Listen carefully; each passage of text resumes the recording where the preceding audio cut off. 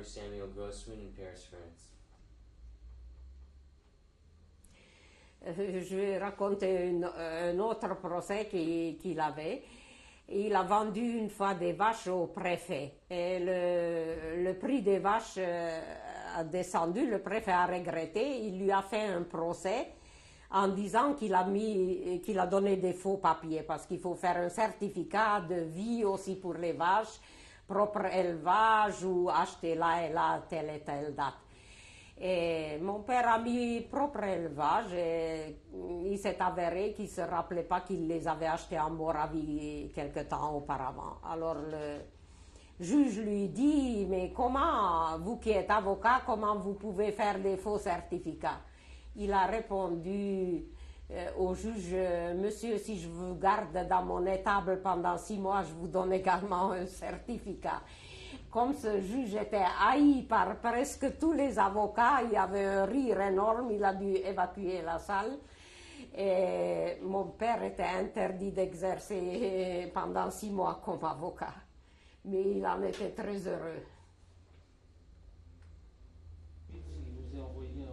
C'est ma sœur Anne, qui était mariée à un avocat de Mezeu-Quevège, docteur Aboni, qui est mort un jour après la libération. Il a trop mangé, les intestins ont éclaté. Elle est arrivée enceinte à Auschwitz de 6 mois. Évidemment, on l'a gazée immédiatement. Sa belle-mère et l'oncle de son mari ont avalé une capsule de cyanure dans le train devant elle.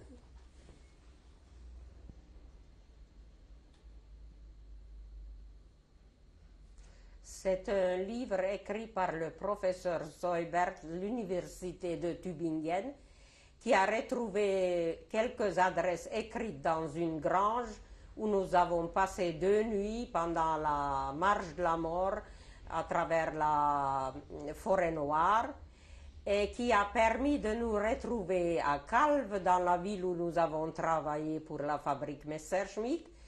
Et les Allemands ont demandé publiquement pardon aux Juifs. Ils nous ont invités à passer une semaine dans un hôtel 5 étoiles avec manger kasher, avec excursion.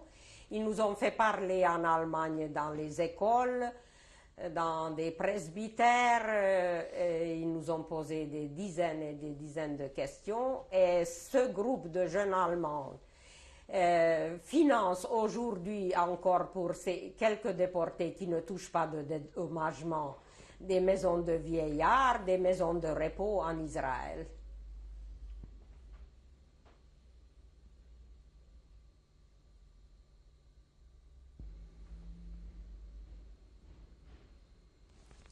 Le premier, Votre mari. C'est mon mari, le grand rabbin Zini de la synagogue de la rue Saint-Isor, avec un des petits-enfants. À gauche, Dans le 15e. À gauche, c'est ma petite fille avec mon arrière-petit-fils, et à droite d'elle, c'est mon fils avec son petit garçon.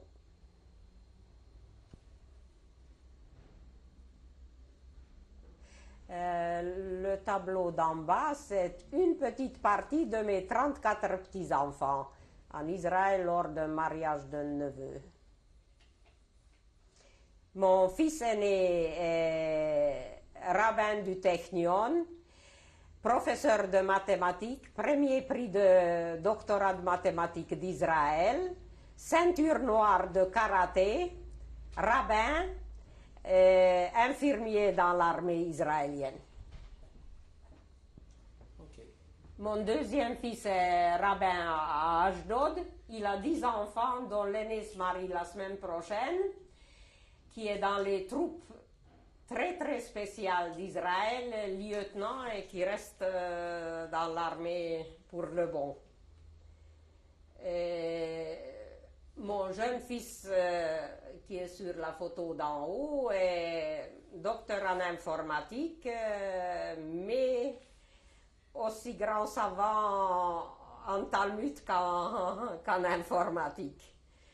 Ma fille aînée attend son 8e enfant. Elle est première à l'université à la maîtrise de langues orientales qu'elle continue à fréquenter. Ma deuxième fille est conseiller financier de très haut niveau à la Banque Indo-Suez. Elle est professeure de maths, elle a enseigné au Technion également. Elle est agent de change de la bourse de New York. Elle a vécu à San Francisco quelques années. Elle a divorcé, elle vit ici en France maintenant.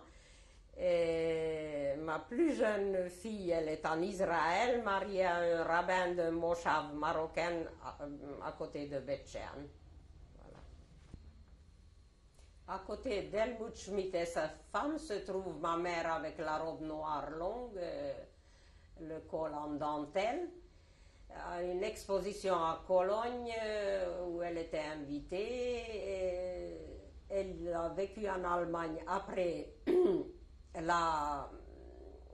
le printemps de Prague.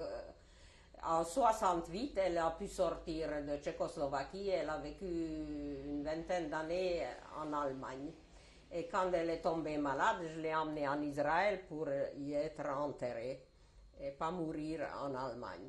À ce sujet, je voudrais raconter en dernier le plus triste des histoires d'Auschwitz. Un jour, j'ai décidé que je ne mangerais pas le matin la tranche de pain. J'essayerais de m'en passer jusqu'au soir et je l'ai caché sous le paillasson. Et le soir, quand je suis rentrée de la fabrique, j'ai plus trouvé la tranche de pain et j'ai eu une crise d'hystérie. Je commençais à hurler: vous êtes toutes des salopes, vous avez le cœur de me voler ma tranche de pain. Et j'ai eu l'idée de regarder ma mère et j'ai vu qu'elle était complètement blanche et j'ai compris, je n'ai plus insisté. Pour qu'une mère qui a adoré son enfant soit obligée de lui enlever la tranche de pain, il faut vraiment une situation horrible.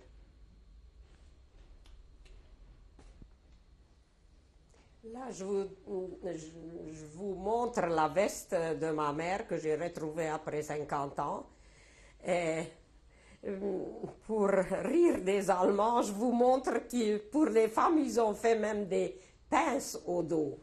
Mais je voudrais vous raconter que la robe qu'on avait en dessous, on n'avait pas de sous-vêtements. On la lavait le soir, on la remettait mouillée pour qu'elle sèche jusqu'au matin, qu'on puisse retourner avec ça dans la fabrique. Alors il n'y a pas de quoi s'étonner que nous sommes pleins de rhumatisme.